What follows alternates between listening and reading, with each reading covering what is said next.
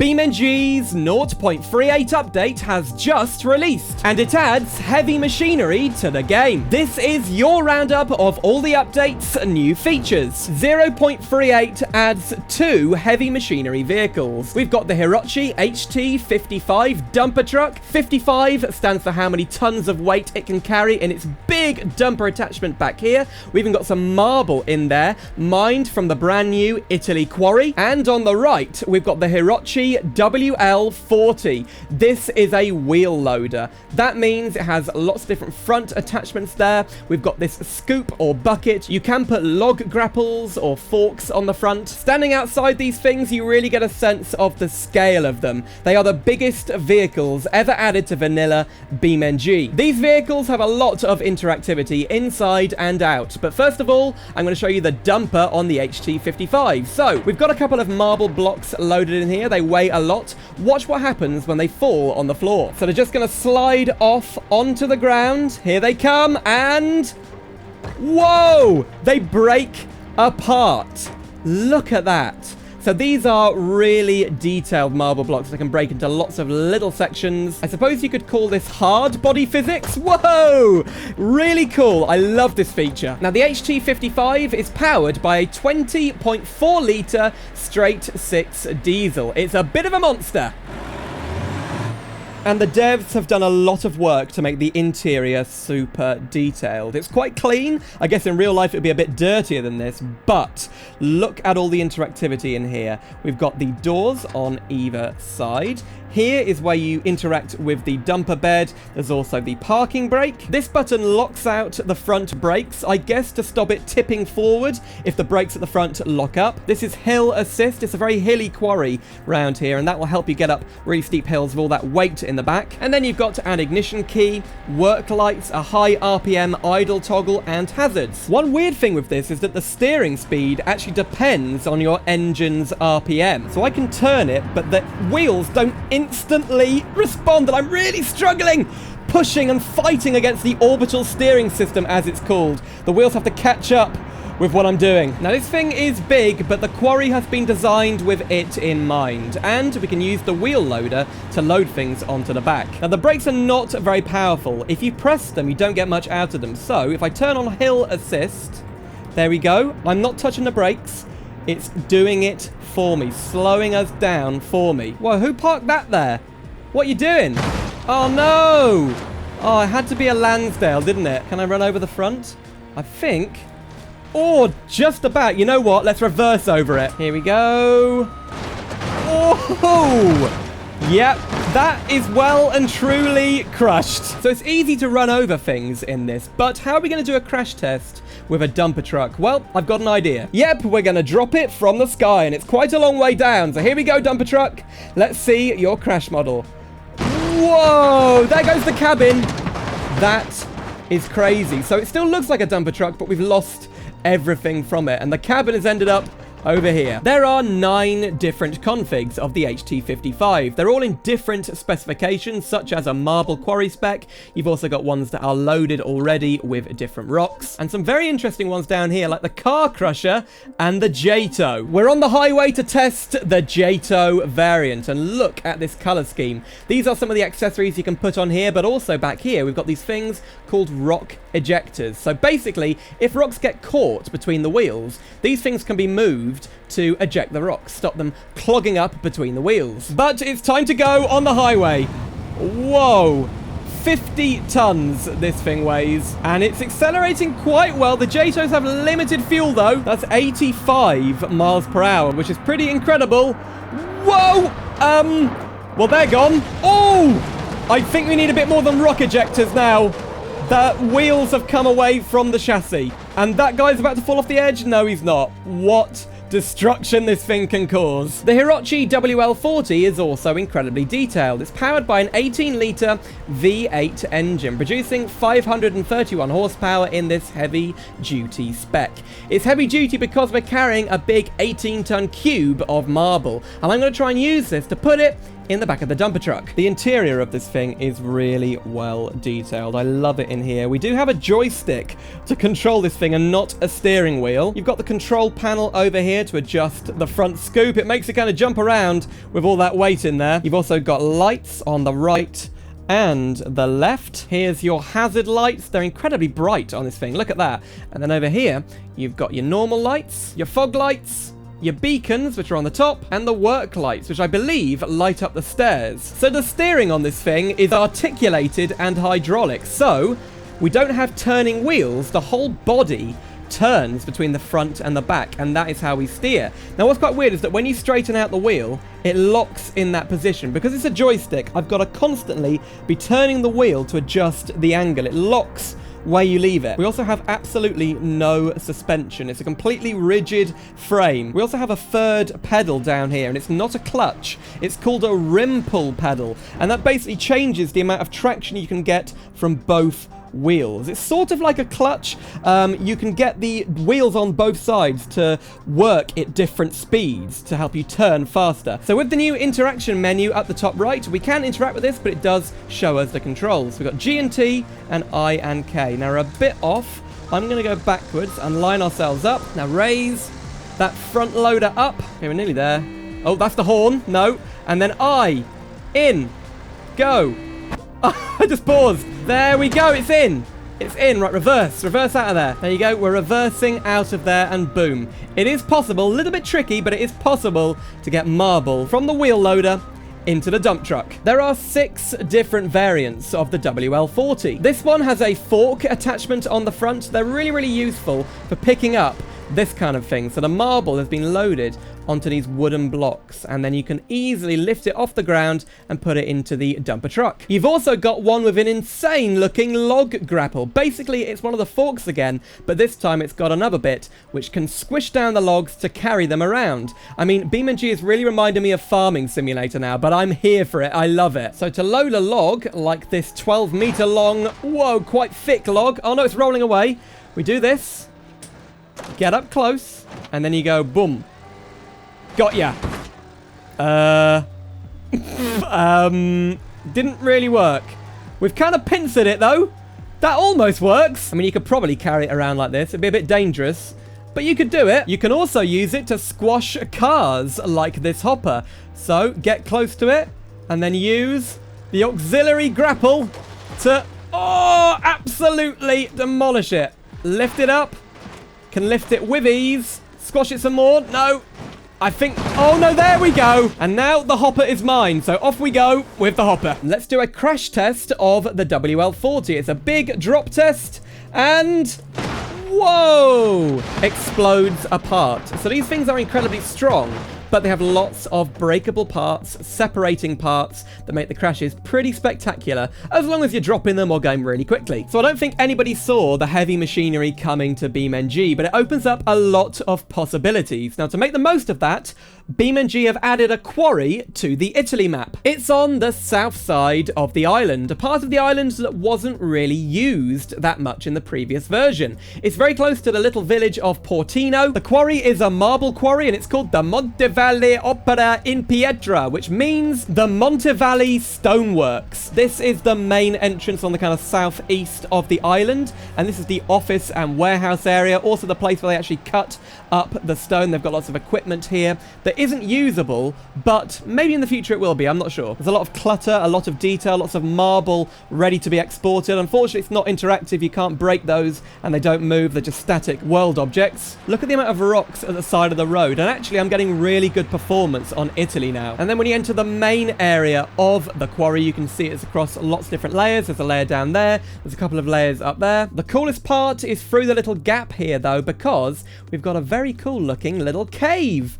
Look at this. Actually, it's quite a big cave, and hopefully it will be expanded in the future. I guess there's something in here. Is there anything in here? No. But imagine if there was like an Easter egg in here. That'd be cool. Look at this thing. It's like, I don't know, a kind of cutting equipment for the marble. Yeah. Because of how much of the map the quarry has shifted and changed, they did have to do something to the coast road, and you're going to love what they've done. They have given this map a really cool tunnel, The iconic tunnels you'll see right around Italy and other European countries where the side is exposed and you've got these columns looking out to the sea. It's a really long tunnel with lights up there, and listen. You can hear your car's amazing engine sound, and I love that it opens up periodically so you can see out to the sea. We are in a very low-down car. I can't see anything, but whoa! It's definitely one of the coolest features of the Italy map now, and it's about 1 kilometer long, so you can have a lot of fun in here. To go with the quarry and the new heavy machinery, we have a flatbed load of the marble blocks. We've also got the 12-meter long logs that I showed you earlier, and there's a new rock pile. This is 100 rocks that just spawn in a pile, and they'd be perfect for putting into the front loader. There are 6 new missions that show off the quarry and the new quarry vehicles, plus a new update to the rally mode. To access rally, click more and then click rally. Now you have to click understood, and I'll show you some of these cool new features. First of all, there's a whole new mode called Rally Loop. Now Rally Loop simulates a day of rallying. There's several stages. You have to drive between the stages, so there's a lot of stuff on the screen. I know it looks a little bit complicated, but this is our schedule for today. So we're at TC0 at the moment. We've got to get to TC1 by 12 past 10. Reverse out and reach TC0 between 10:07 and 10:08. Okay, I actually got it wrong. Okay, TC0, which I guess is the start of the rally, is here. We can then skip the clock to get us closer to... Oh, I stalled. To get us closer to 10:07. Get in there. And then stop here. 2 meters. Oh, there you go. This is the start of the rally. So now we've got to get to TC1 by 12 past 10, which isn't much time. So this is a really novel feature that gives, I guess, a sort of career aspect to the rallying. Now, when you crash between events, you will have to repair your car. And that clock skip feature, if you don't arrive on time, you get penalized at the next rally stage. We also have a limit of 80 miles per hour. So, yeah, what happens if we go over it? Oh, it's flashing. Okay, so they've created a whole new set of rally stages for this event in Italy. We're starting in the town, so we actually have to stage like they do in real rallies. You have to go to the start line, stop on the line as close as possible. We're staged. Okay, here we go. 5, 4, 3, 2. Brilliant. This is great. Go. Off we go. I've never seen this course before, but we have got the pace notes guide. So up the top left, we've got a new UI element that shows you the different sections of the rally stage you're on. It also shows how long the different sections are. This first one is 2.4 kilometers long. I'm messing it up because I'm talking. Well, now we've got damage. Of course, that means we're going to have to repair. Now, unfortunately, the budget you have to repair isn't monetary. What it is you get a set number of resets or repairs depending on the budget you've allocated in gameplay options. This is getting a little bit confusing. It's early days. They will improve all this. Well, it's an incredibly fun rally course. Probably one of the best I've seen in BeamNG so far. Over finish. Oh, and I crashed right near the end. Oh, no. Can we make it, though? I wonder if we can make... Oh, my goodness. It's a pro. What a pro car. It can do it. We're right near the end. How is it driving this well? How is it driving this well? Over the line. 5, right? Finish.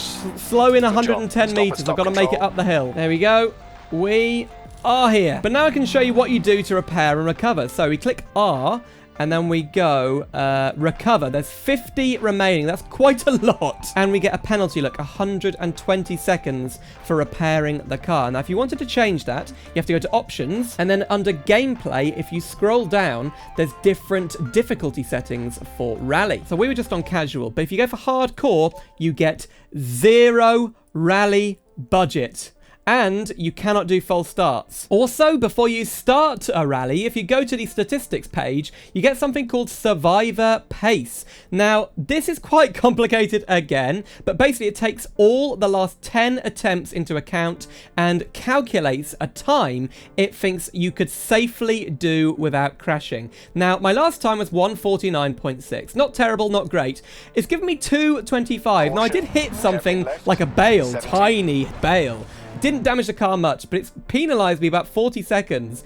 It thinks that's how fast I can do it. There's also been some great updates to careers, so spam click the career button, say yes, I'm buckled up and ready to go, and start a new profile. You can now choose your insurance policy, so there's different providers of insurance in here with different perks and punishments if you crash your car. So this car, I guess it's in the casual class, there's also prestige and commercial vehicle insurance policies. Then when you go to the computer, use computer, and go to vehicle marketplace, you can see all the different places you can purchase vehicles. This is a new menu where you can select the different dealerships. When you go to purchase a vehicle, I can't afford any of these, but now you can actually negotiate with the seller. So it's a very similar system to bartering in a lot of RPG games, like Kingdom Come Deliverance, for example, but you can click -5,000, negotiate, there you go, down to 0. Initial offer, 0. Here's their patience. Let's test that. Negotiation failed. We ran out of patience. The vehicles also have more realistic pricing, and to be honest, I think I would agree. You can also set a price for your car when you go to sell it, and you can negotiate with people when they give you offers. If you do delivery missions, well, those missions will now pay higher if you park perfectly in the bay you're assigned to. So you get an XP boost and a payment boost if you park like this. And when you go to the performance index test, assess performance now, you do the regular performance tests like this quarter-mile drag race, like an acceleration test, but there's a new skid pan test, and this evaluates cornering ability. So that'll be added to your performance scores for cornering. So that lateral G-force this car can pull is 0.84 G. I guess that's until it loses grip. So what about the new UI up the top right? Well, this is the overhauled input hints app. If you hold down Control or Alt, you can see lots of different controls you can do in the game. You can even toggle slow motion. So yes, it is interactive, but if you click the little vehicle icon, you can see all the vehicle specific actions. And if you click these, they do work. What's really cool though is when you hover over something, it pops up and says, look, toggle front left door, toggle tailgate lock, parking brake, air supply, and so on. Makes it very easy to work out what all the buttons do. And when you're done with it, you can just click the eye and it disappears. So much better than any of the interaction or keybind hint menus we've had in the past. The way you load into the game has changed massively. We have a new free roam selector. So you choose the map as normal and where you want to spawn, but then we go to the next step and you choose the vehicle from here. So we've got favorites at the top. You can favorite a vehicle by choosing it and then clicking the star in its little screen there. Then when you go to next step, you can now choose the traffic, the time of day, and the day-night cycle. And then you click start free roam. That means when you load into a map, your default vehicle will no longer automatically load. In fact, they've removed default vehicles entirely, and the only way you can choose your default vehicle from before will be in the favorites menu. For me, it didn't actually pop up here, so I'm not sure if this feature is working yet, but they're changing the way default vehicles work. Maybe they'll bring them back in the future, but the favorites menu has basically replaced that old system. There's also a new way to start missions, so you can do them from quick start experiences, or if you go to more, there's the new gameplay selector. It's sorted all the different missions, scenarios, campaigns in the game into different categories, and you can go into one of these and choose them from here. They've also improved controller support, and PlayStation controllers have had a big upgrade. So the DualSense, the PS5 controller, and the PlayStation 4 controller now have vibration support. That's trigger haptics on the DualSense, vibration for both of them. The light bar on the DualSense works, and they can be used via USB or Bluetooth. There's a new shadow filtering system, so the shadows look quite a bit better. They're not as glitchy and weird around the edges. This screenshot from the developers really shows it off. Cloud saving has been added to Steam Deck, so your data, like your settings, will be saved in the cloud. There's a new setting to force horizon lock in VR. That will make you less motion sick. And there's some brand new world editor tools. So for all those map modders out there, things are getting better. All that, plus a few bug fixes for most of the vehicles in the game, rounds off a pretty cool update. I'm in love with the HT55. It's a complete tank. It's a very interesting update, something completely different to round off 2025. And I know this is the kind of thing people have wanted in the game for a long time, but let me know what you think of the dumper truck and the wheel loader. I've left information about the update in the description down below, but if you'd like to see a battle in BeamNG between the Hirochi Sunburst and the very similar Ibishu Yoru, basically BeamNG's Mitsubishi Evo and Subaru Impreza, click the video on screen right now.